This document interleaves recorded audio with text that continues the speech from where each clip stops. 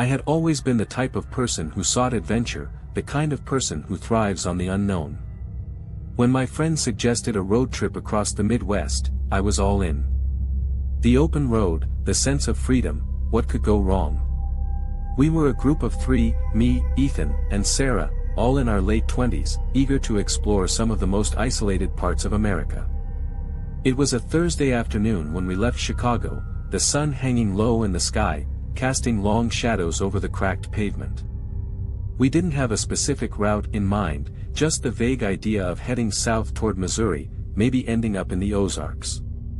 The idea was to stop wherever we felt like it, explore the desolate stretches of road, the forgotten towns. What better way to bond, right? The first few hours went by uneventfully, gas stations, small-town diners, and the occasional stretch of empty highway. But it was when we hit the backroads, just past a place called Razor's Edge on the map, that things started to take a turn. I can't pinpoint exactly when it began, but there was a strange shift in the air. The roads got narrower, the trees denser, and the houses few and far between. We stopped to stretch our legs at a small pull-off, the only thing in sight for miles being an old, weathered barn. I remember laughing nervously, trying to lighten the mood, but I couldn't shake the feeling that something wasn't right. The first odd thing happened just before we left the pull-off. Ethan, who had been the most excited about this whole trip, came back from a quick walk toward the barn looking pale.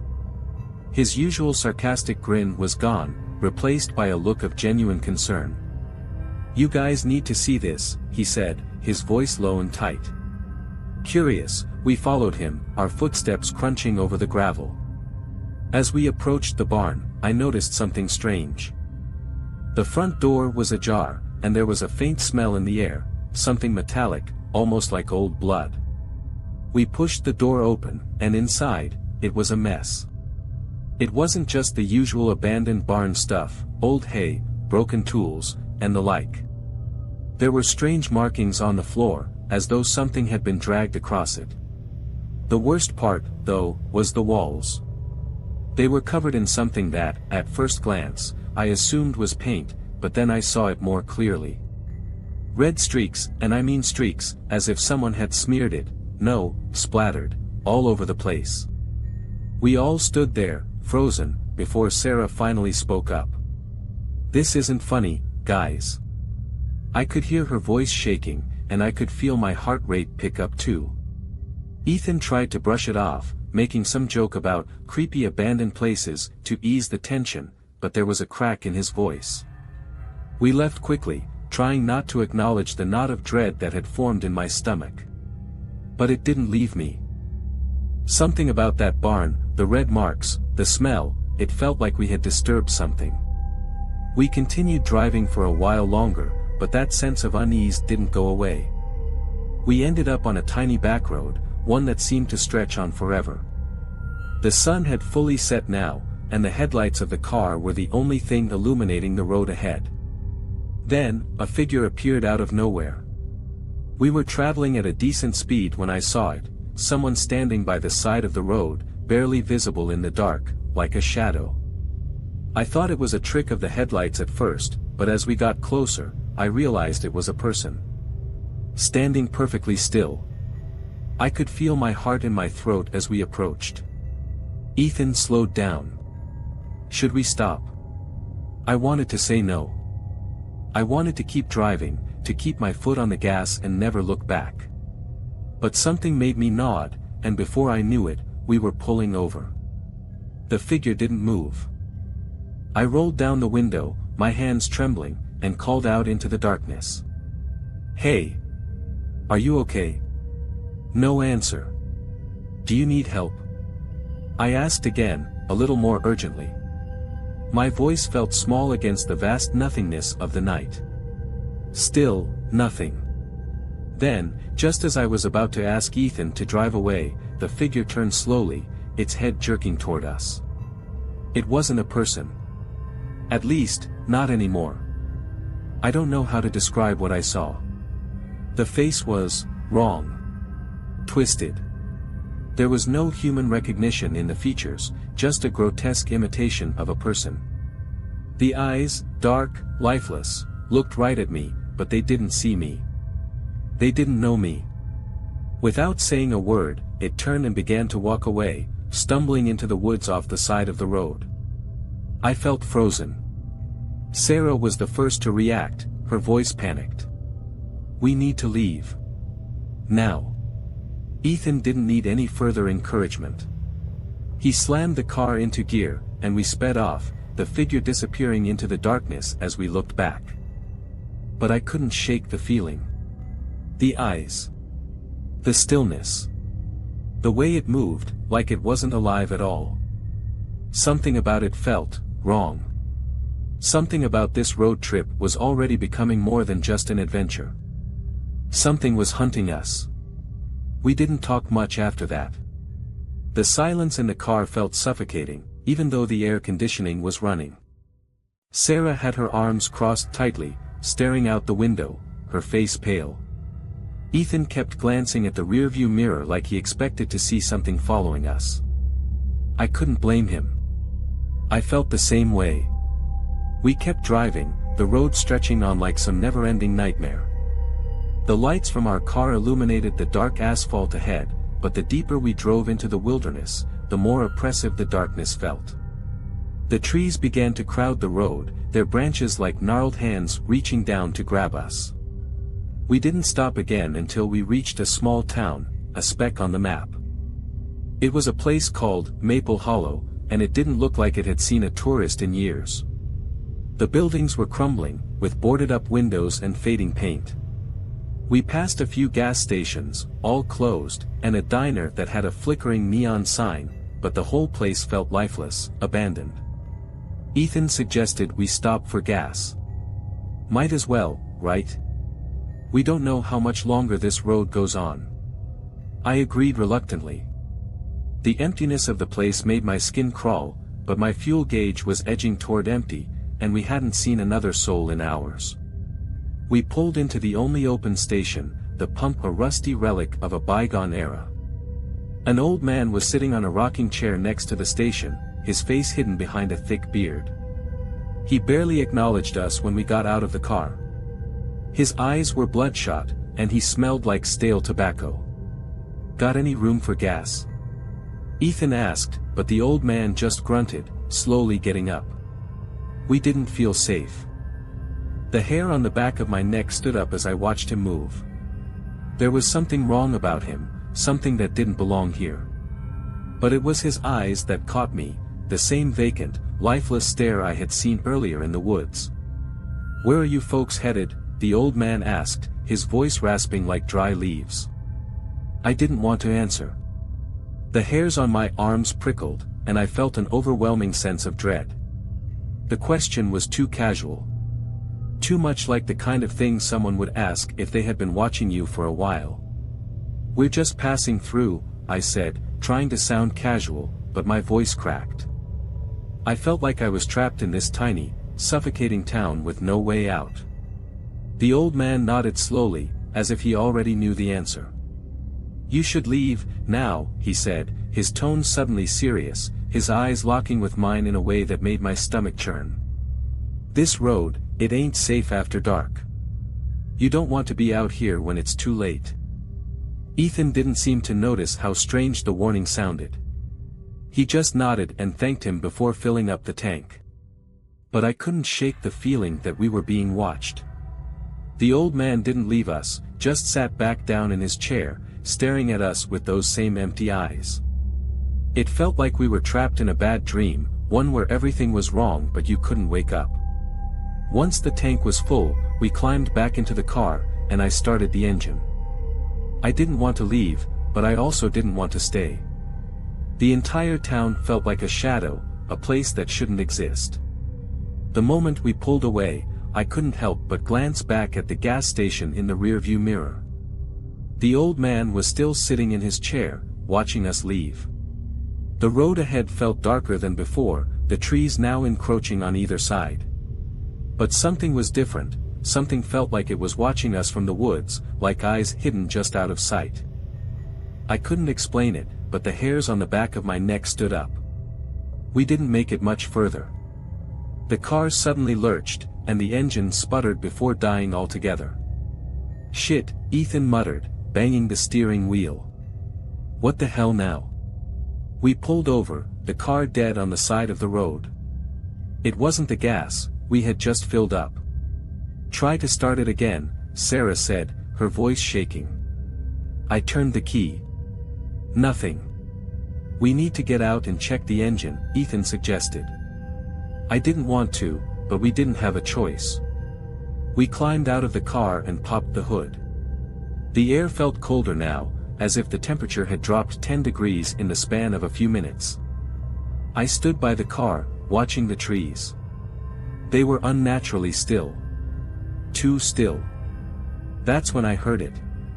A low sound, almost like a hum, coming from the woods.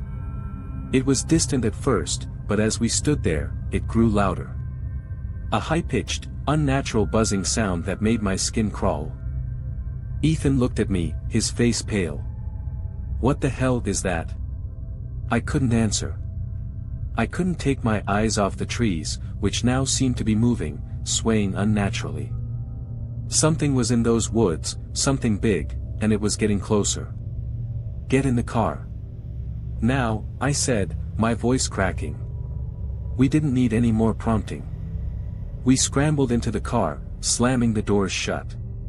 Ethan tried the engine again, but this time, the car roared to life, louder than usual, almost as if it was too alive. Without looking back, I slammed my foot on the gas, and we tore down the road, the buzzing sound still echoing in the distance, growing louder. And in the rearview mirror, there was something there, just for a second. Something following us. I don't know how long we drove, but the road seemed to stretch on forever. The buzzing sound, that awful, unnatural hum, faded into the background, but it didn't stop the tension in the car from growing. We were all silent, too afraid to speak, as if saying the wrong thing might invite whatever was out there to come for us. The trees on either side of the road loomed closer, the darkness swallowing everything beyond our headlights. Every turn, every bend felt like it was taking us further into some nightmare we couldn't escape. It was as if the road itself was conspiring against us, leading us deeper into a place that didn't belong. I kept glancing at the rearview mirror, half expecting to see something, or someone, following us. But it was always just the endless, empty stretch of road. For a while, I convinced myself it was nothing. Just nerves. The weird encounter at the gas station, the figure in the woods, it was all adding up to a perfect storm of paranoia. Then, it happened. Out of the corner of my eye, I saw something in the mirror. A shadow. Moving fast. "Ethan," I said, my voice shaking, "do you see that?" He didn't respond immediately, but I could tell by the way his hands tightened on the wheel that he saw it too. The shadow was coming from behind, moving too quickly to be just another car. "Is it a truck?" Sarah asked, her voice tense. I shook my head. "No, it's something else." The shadow grew larger. Faster. My heart pounded in my chest. Whatever it wasn't a truck. The figure was running, or maybe something was running behind us, but it was moving too fast, too unnaturally fast. I wanted to scream. I wanted to shout at Ethan to drive faster, to get us out of there, but my mouth was dry. Then, a sharp sound, like something hitting the car. We all jumped. "Something's on the roof!" Sarah yelled. I looked up.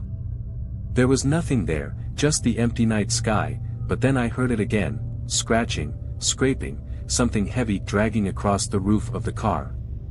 "Go faster!" I shouted, panicking.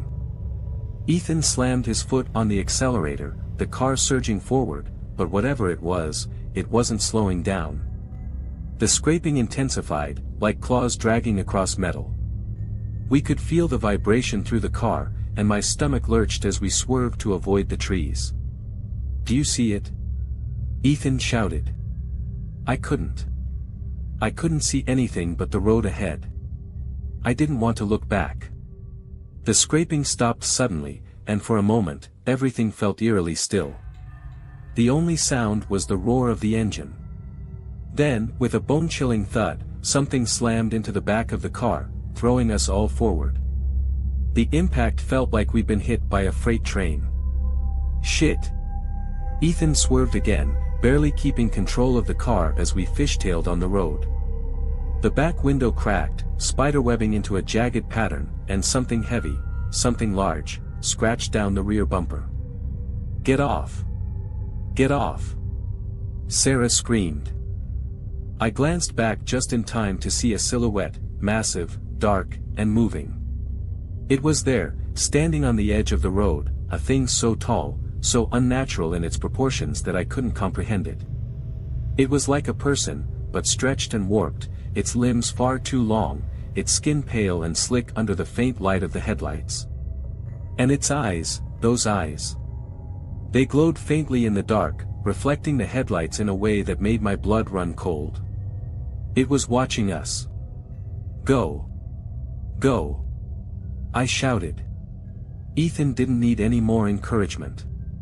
He floored it, pushing the car harder, faster than I thought possible, as if the gas pedal could somehow outrun what was chasing us. But we weren't alone. I saw more of them. Shadows, figures, all around us, flickering in and out of view as the car tore through the darkness. They were fast, so fast.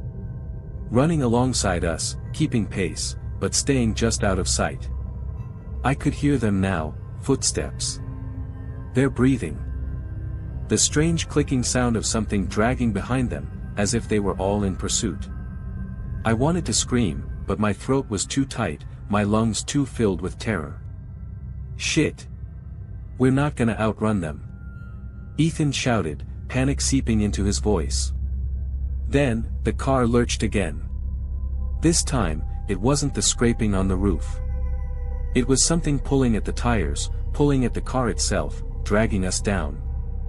I turned to Sarah, who was clutching the door handle, her eyes wide with fear. "What the hell is happening? What are they?" But I couldn't answer her, because deep down, I knew we were no longer just running from something in the woods. It was following us, hunting us. And no matter how fast we went, no matter how much we pushed this old car to its limits, I knew we couldn't escape. The road seemed endless. We kept pushing forward, but the creatures were closer now, circling in on us. I saw one in the side mirror, its twisted face, its impossibly long arms reaching out, almost grabbing the car. I looked ahead again, and my heart skipped a beat. There was a sign. A town. We were close, but was it a town we could escape to? Or would it be another trap? Another place like Maple Hollow, where things didn't belong, where something far worse than we could ever imagine was waiting for us. There was only one way to find out. To keep driving. To keep running. The town came into view like a flickering mirage, distant but growing larger with every second. My heart pounded louder in my chest, drowning out the sound of the engine in the chaos outside. I couldn't decide if I was relieved or terrified. What if this place, whatever it was just another nightmare, another trap designed to lure us in? Is that it? Sarah gasped, her eyes fixed on the dim outline of buildings. Is that a town? I squinted through the windshield. I think so, it looks like it's the last place before we hit the real highway. Ethan didn't answer. He was too focused on the road, his knuckles white on the wheel, sweat beading on his forehead. He was driving faster now, faster than he should have, as if pushing the car to its limit might somehow make the nightmare go away. But no matter how fast we went, the figures on the side of the road kept pace with us. I could hear them now, their breaths in the air, their footsteps in the gravel. It was like they were surrounding us, closing in from every direction. I turned around again, just in time to see one of them leap across the road behind us, its grotesque body crashing into the trees on the opposite side. It was fast, too fast. It moved with an unnatural fluidity, its limbs bending in ways that weren't human. Its eyes locked onto mine for just a moment, and I felt a cold, hollow shiver run through me. It knew I was watching. "Don't look back," Ethan shouted. "Whatever you do, don't look back." I nodded, trying to force myself to focus on the road ahead, but the fear was overwhelming. Every inch of my body screamed to turn and see what was closing in on us, but I couldn't. I had to trust that Ethan knew what he was doing. "Is there any other way out?" Sarah asked, her voice trembling. I swallowed hard, my mouth dry. "I don't know. I don't know if there's any way out at all." There was a silence that stretched between us, filled only by the sound of the engine and the soft, almost rhythmic thumping of whatever was chasing us. It was like they were closing in, getting closer, but they weren't attacking yet. Not yet. It was as if they were playing with us, toying with us, dragging this out as long as they could. I could feel the tension in the car, thick and suffocating. I glanced at Ethan again, and saw the terror in his eyes, the same look I knew must have been in mine. He was pushing the car harder, trying to make it to the town, but I knew it wouldn't be enough. We were running out of time. We were running out of road. And then, just as I thought I saw a break in the trees, a small stretch of open road leading into the town, the car lurched again. The back tires screamed in protest, and the car swerved dangerously, nearly hitting a guardrail. "Damn it!" Ethan shouted, his voice cracking. "Something's got us." I looked out the window, and my heart skipped a beat. There, in the trees beside us, I could see them clearly now. The creatures. There were dozens of them. No longer in the shadows, no longer half hidden in the woods. They were out in the open, standing just beyond the reach of the headlights. Their eyes glowed, reflecting the light in sickening, predatory gleams. Some of them were standing still, watching us, while others moved, their bodies lurching unnaturally as if their joints were disconnected. They were closing in. Ethan slammed on the brakes, and the car came to a screeching halt, the tires spinning on the gravel. "Out! Get out! Now!" he yelled. I didn't even think. The adrenaline hit me like a jolt of electricity.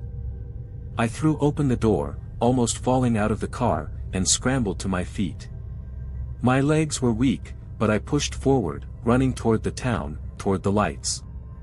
The others followed behind me, but I couldn't look back. I couldn't afford to waste a second. We ran, our footsteps pounding on the gravel road as the creatures closed in from all sides. The lights of the town were bright now, just ahead. But even as we neared it, I couldn't shake the feeling that something was wrong. The town felt too quiet. There were no cars, no voices, no movement. It was like we had stepped into some sort of ghost town. The buildings, once distant, were now towering over us, their windows dark and empty. No signs of life. "Where is everyone?" Sarah gasped, looking around in horror. I didn't answer.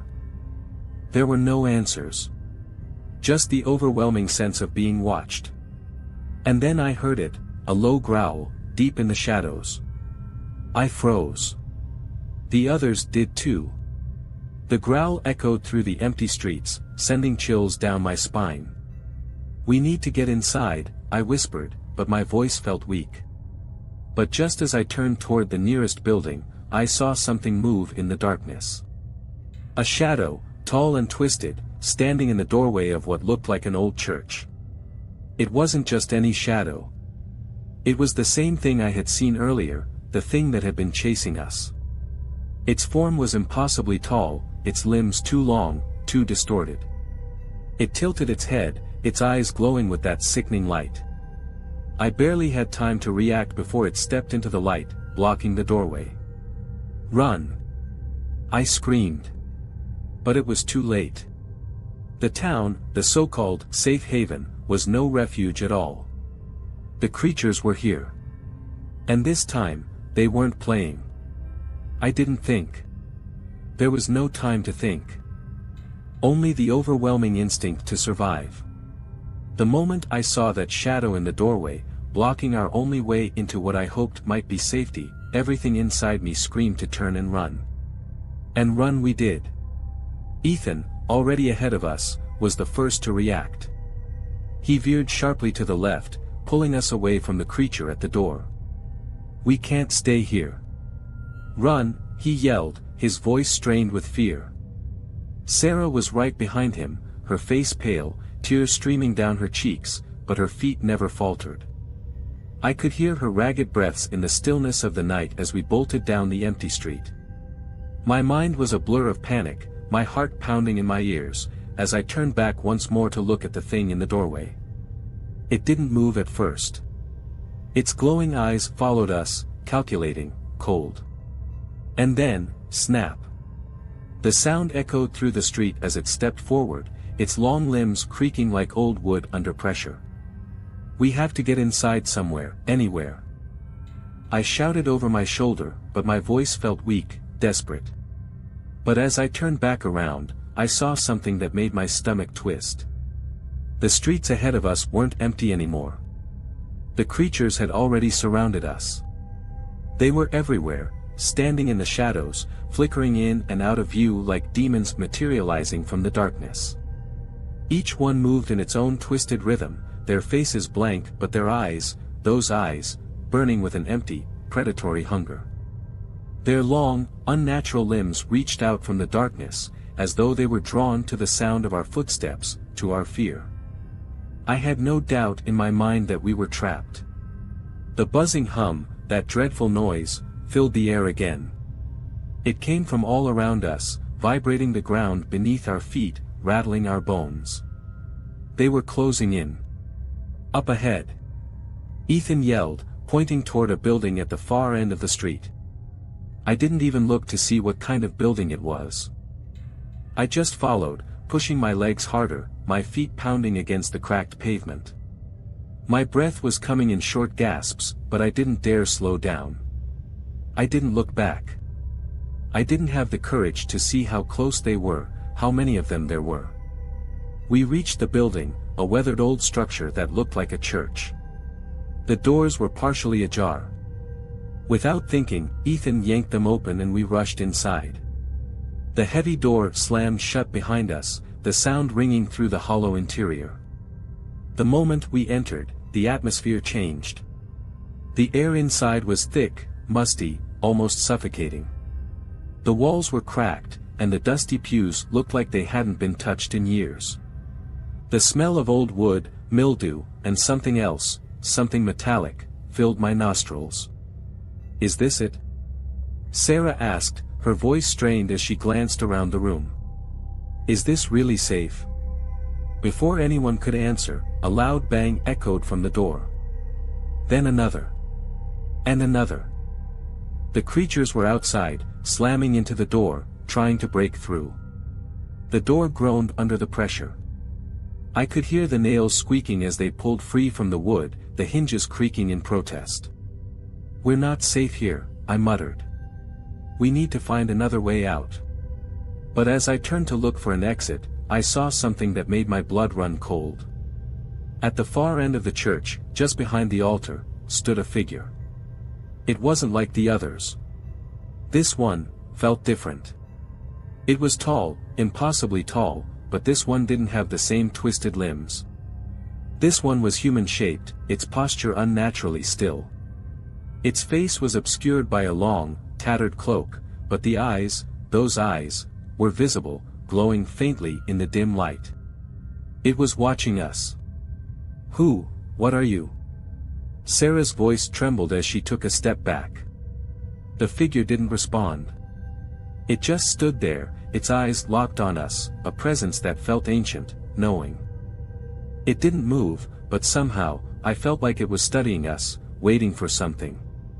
Then, as if it had been waiting for that exact moment, a low, guttural growl echoed from the shadows at the far side of the church. One of the creatures had slipped inside. Then another. And another. They were in. And the figure, it moved. Slowly, but with a purposeful, predatory grace. I couldn't breathe. I couldn't move. Every instinct screamed at me to run, but I couldn't. I was frozen in place, staring at the figure, my thoughts clouded by the overwhelming sensation that this thing was the cause of everything that had been happening. Without warning, the figure raised one long, bony hand, and the air around us seemed to shift. I felt it in my bones, like a pressure building around my chest. The creatures stopped. They froze. They weren't moving anymore. They were just waiting. Then the figure spoke, its voice low and almost melodic, but it sent a chill crawling up my spine. "You should have turned back." The words hung in the air, their meaning heavy and suffocating. The door behind us splintered, and the creatures began to move again. But the figure didn't flinch. It didn't react. It just watched. And then it smiled. The smile wasn't human. It stretched far too wide, its mouth parting to reveal rows of jagged teeth that weren't meant to fit in a human skull. And just like that, I understood. We had never been meant to escape. We were never meant to survive this night. The smile on the figure's face was a nightmare made flesh. It wasn't just wide, it was unnatural, grotesque in its proportions. The teeth gleamed in the dim light of the church, sharp and uneven, more suited for tearing than smiling. I froze, staring at that wide, twisted grin, my heart pounding in my chest.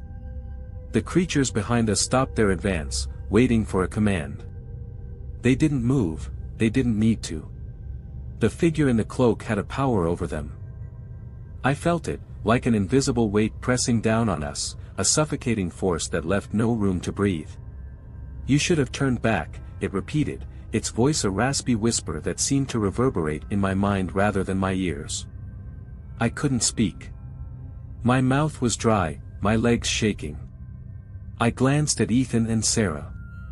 They were frozen too, their eyes wide with terror. What are you?" I managed to croak, my voice barely audible. The figure tilted its head, as if considering the question, before answering in that same eerie, melodic voice. "I am the keeper of this place. The keeper of all roads that should never have been traveled." I felt the cold chill spread through my veins as it spoke. The words made no sense, and yet, they felt like they were seeping into my very soul. I couldn't understand how a figure, so unnatural, so wrong, could speak in such an unsettlingly calm way. The creatures shifted slightly, their hollow eyes fixed on us, but they didn't approach. It was as if the figure's presence held them back, kept them at bay. But I knew that wouldn't last long. We were cornered. Trapped. And the figure, it knew that. "This place," the figure continued, its hand slowly reaching out from under the cloak, "it was never meant to be found. You were never meant to be here." The words hit me like a punch to the gut. It was true, all of it.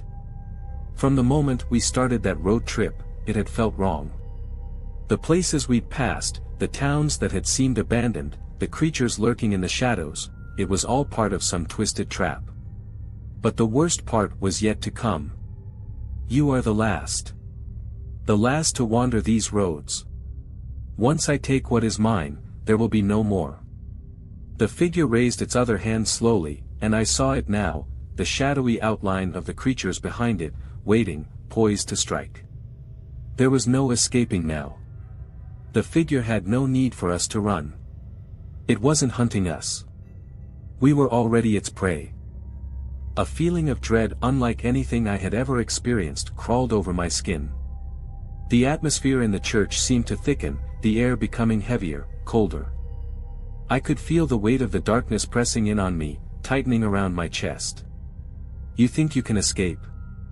The figure's voice broke through my panicked thoughts. "The road always leads here.